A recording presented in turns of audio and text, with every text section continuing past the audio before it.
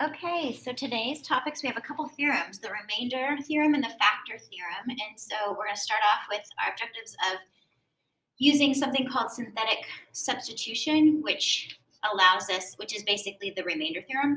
And then the factor theorem is used to determine whether a binomial is a factor of a polynomial by employing the synthetic substitution method. And this is going to be just a review of synthetic division, to be honest with you. So make sure you have a calculator handy. There's some parts where you probably will need to use a calculator to make the arithmetic a little easier. So when synthetic division is used to evaluate a function, it's called synthetic substitution. It's useful for evaluating a function whose degree is greater than 2, and this is what we call the remainder theorem. So the remainder, if we use synthetic division, the remainder, after using synthetic division, is the value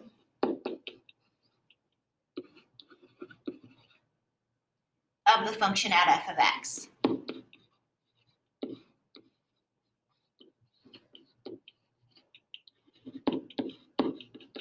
Okay, so the example I'm going to go through with you guys is f of x equals 2x to the fourth minus 5x squared plus 8x minus 7, and we're going to find f of 6. So we're going to use synthetic division. So remember, in this case, x is 6, x equals 6. So that's your r value, I guess, if you remember that part from synthetic division. We used to, just a little back up here, if x minus 6 equals 0 is our x minus r, and we solve for x equals 6, that's what we put right here. Okay, do you remember that from synthetic division where you're dividing polynomials? So, and then these numbers, the 2, the 0, the negative 5, the 8, the negative 7, those are the coefficients of our function. And the 0 is because we have a 0x cubed, right? So we have 2, 0, negative 5, 2, 0, negative 5, 8, and negative 7. And then we put this little line here to show the remainder. That's what we're looking for right here. That's the remainder. Okay, so the process, if you remember this, is to basically add down. And we start with the first coefficient. There's nothing to add, so that's 2. And then we have this little process of multiplication. So 2 times 6 is 12, and we put it underneath the next coefficient and add down, that's 12.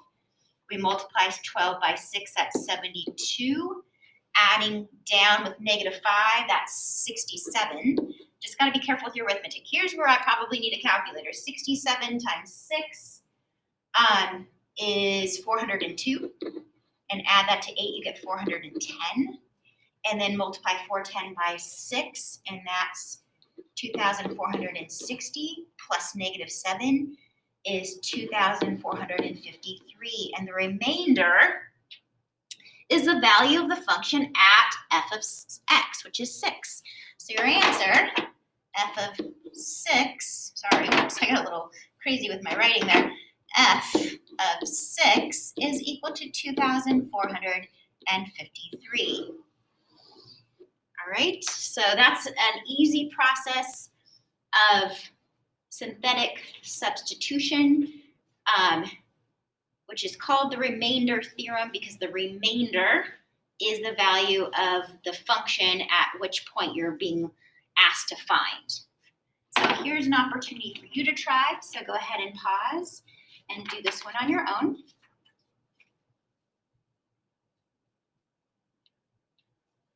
Okay, so you're finding f of negative 4. So negative 4 is what your x is, your r, I guess. I'm sorry. And then we list out the coefficients, 3, negative 2, 1. We need 0 for x and negative 2. Okay, and then we're going to be adding downwards. So we have 3 multiply, that's negative 12. Add, that's negative 14. Multiply, that's 56. I forgot my little line there, sorry. 56 plus 1 is 57. Multiply by negative 4, that's negative 228. And negative 228 added to 0 is just itself. And then multiply by negative 4, and that's 912 plus negative 2 is 910. So f of -4 for this function is 910. So if we were to use substitution and plug in -4, f of -4 is 910. Okay, it's just another way to evaluate a function other than actual substitution. It's just synthetic substitution.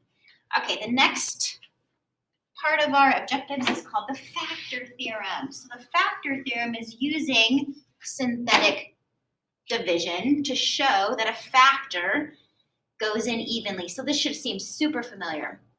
So the binomial x minus a is a factor of f of x if f of a equals 0, if the remainder is 0. We've already talked about this.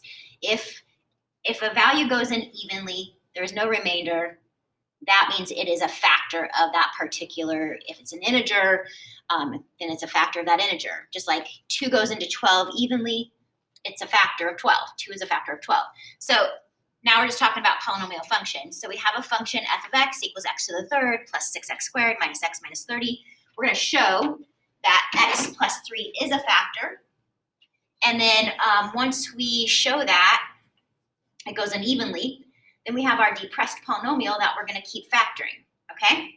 So I've got it set up where, remember, x plus 3 is our factor we're talking about. We've set that equal to 0. We solve for x equals -3. That's why this is -3 over here, okay?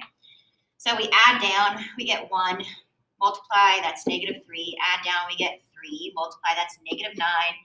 That's -10, multiplication, 30. The remainder is 0, okay? And then we already know what a depressed polynomial it is because we have done this with our synthetic division and long division in the first semester of this class. So we've depressed the function f of x by a factor of x plus 3. This is called a depressed polynomial. So it goes down by a factor of x. So x to the third becomes x squared with the coefficient of 1. So x squared plus 3x minus 10. And so that is our depressed polynomial right here, depressed polynomial.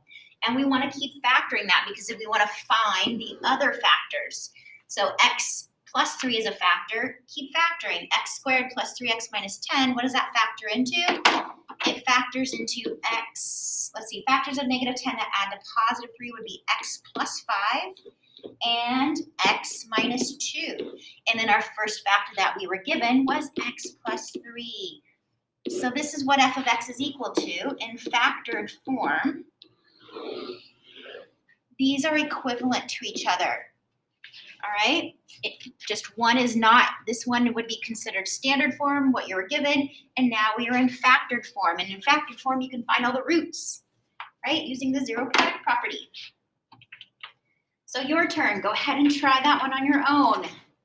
Show that x minus 2 is a factor of the function f of x and find the other factors. Go ahead and pause.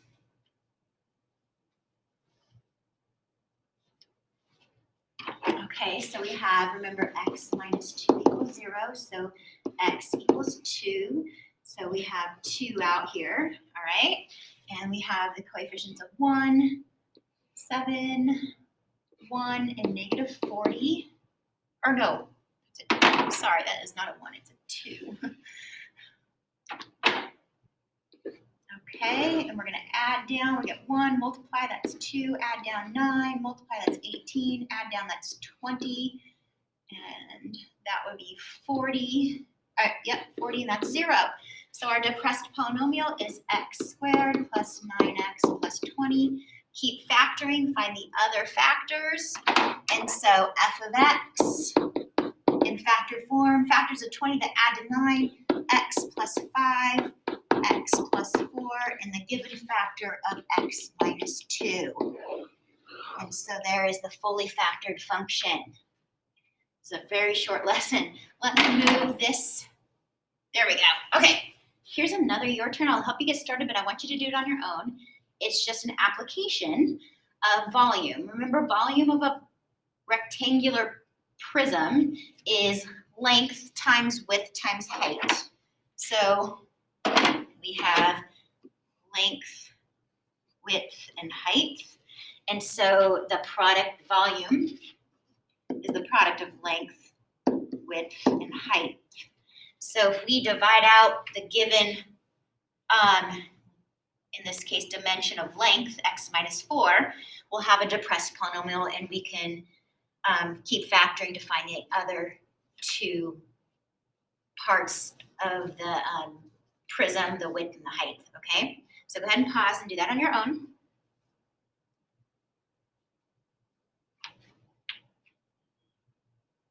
Okay, so we have 4 that we're going to use synthetic division. We have the coefficients of 1, 3, negative 36, 32. We're going to add down. We've got 1 times 4 is 4. 7 times 4 is 28. Negative 36 plus 28 is negative 8. And negative 8 times 4 is negative 32, which gives us a remainder of 0. And so the depressed polynomial is x squared plus 7x minus 8. That factors into x plus 8 and x minus 1. And those are the other lengths. There we go. And x plus 4 is the given length. All right, don't forget one of the parts of factoring a quadratic is factoring by grouping. So I know I didn't do an example, but make sure you remember how to factor a quadratic that has a coefficient other than 1 by grouping. And if you don't remember, please ask your teacher.